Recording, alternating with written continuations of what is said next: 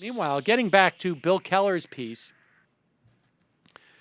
Bill Keller, the former publisher, editor of the New York Times, editor, still writes really horrible op-eds occasionally, some that are fake, like I said earlier, and some that are not. But he wants to write about how the baby boomers just completely abused everything, and they're horrible. Now, I guess I am not technically a baby boomer. I'm Generation X.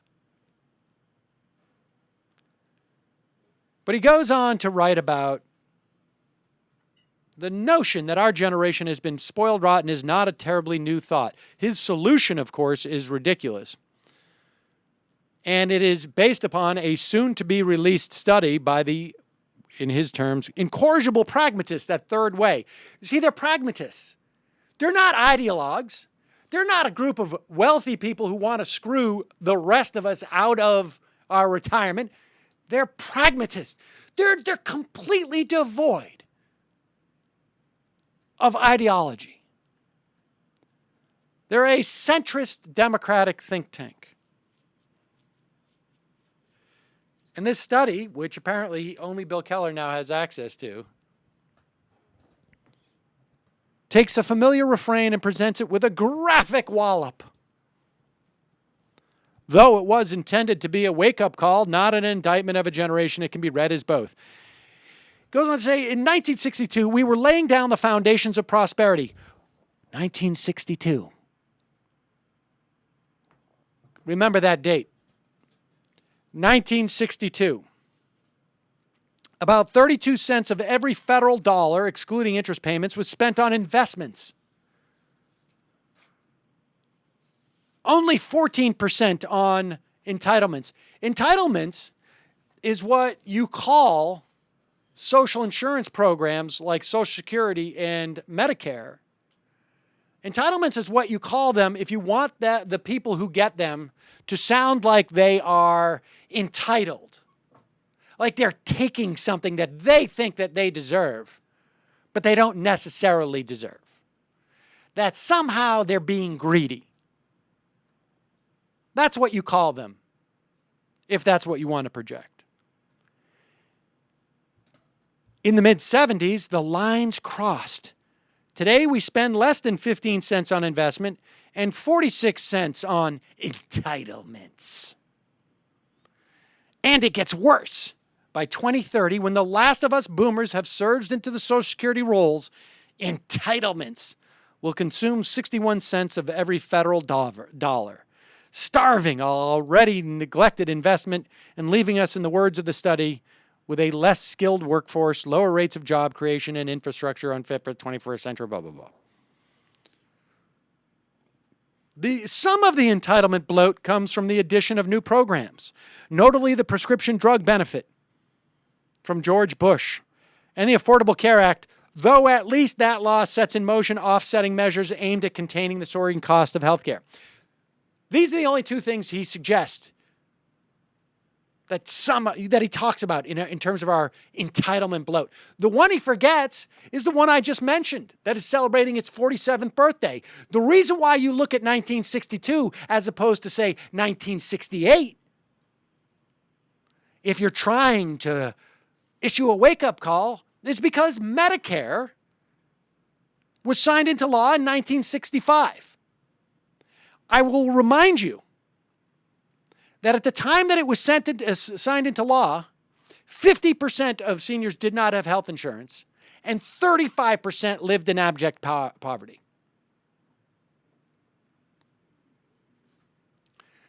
So understand what Third Way and Bill Keller are calling for is a return to a time where seniors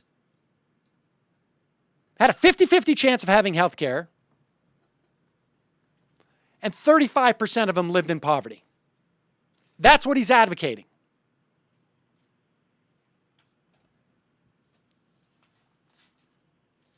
And of course, all this hocus pocus about we're going to have 80%, so many seniors are going to be on Social Security. Well, that money was raised already.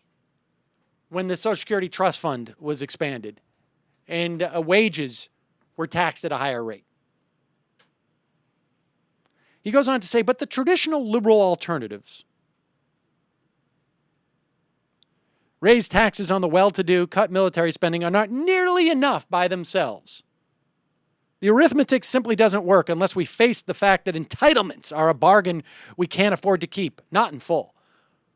Well, he doesn't show his math here, but we do know lifting the cap on Social Security taxes completely takes care of any shortfalls in Social Security that we project 40 years down the road. A, and B, there's another alternative to deal with health care if that's the issue, and that is single payer, which would save everybody a ton of money. And then if you want to go ahead and cut the military, we probably aren't in danger of being overtaken by the Soviets at this point. Not the least of which because they don't exist. And he goes on to say, at least the Republicans have a plan. Even though it basically says, let's let a lot of people die because in giving them no health care and live in poverty. And he goes on to say, the Simpson-Bowles report endorsed a menu of incremental cuts and reforms that would bring down the cost without hitting the needy or snatching away the security blanket from those nearing retirement. Now, here's where Bill Keller hasn't done any math, because he pulls out in the next sentence the classic lie. They include gradually raising the retirement age to compensate for the fact that we now live on average 14 years longer than when FDR signed Social Security into law. This is the big lie. That guys like Bill Keller, who will never have to rely on Social Security in his retirement, could give a crap. Maybe thinks he knows people who do. But the fact of the matter is that it is true that if you take life expectancy from age 0 and calculate it, all of those children who died at a young age, all of those babies who died, all of those kids who died during childbirth, far more prominent feature in 1935, because, of course, there was also no Medicaid or Medicare. Then, yes, lifespan has increased by 14 years. But if you measure how long people are living after the age of 65, that number has gone up 5 years over the past 70 decades. But only because it has gone up about 9 years for people in the upper half of the income distribution. For people in the bottom half, it has barely gone up a year and a half.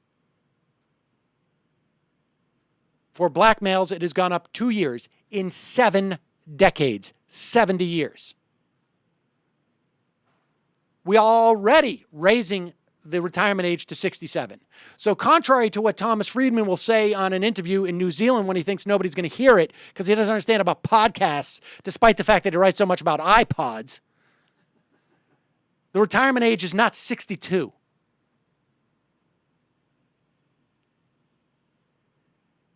And when Bill Keller writes that life expectancy has gone up 14 years since FDR signed in Social Security, he's either knowingly lying or he's an idiot. These are not mutually exclusive concepts.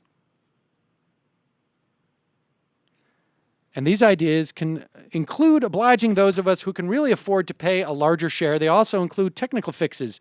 Technical fixes, like aligning the automatic cost of living formula with reality, implying that if we chain the cost of living increases in Social Security to the CPI, it's more aligned with reality.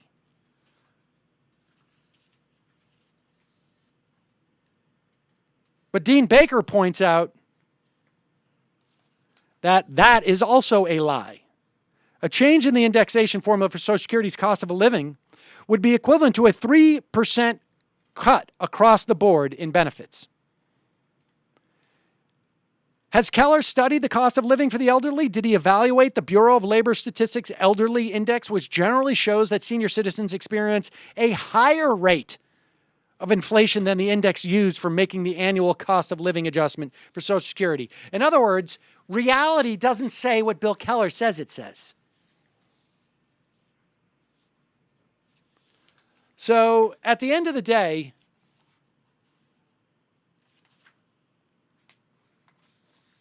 Bill Keller seems to have written the op-ed that should be, or that is in fact more fraudulent than the op-ed that was attributed to him by the yes men about WikiLeaks. That's a stunning accomplishment. The op-ed that you write is more of a fraud than the one that someone wrote in your name and was a fake.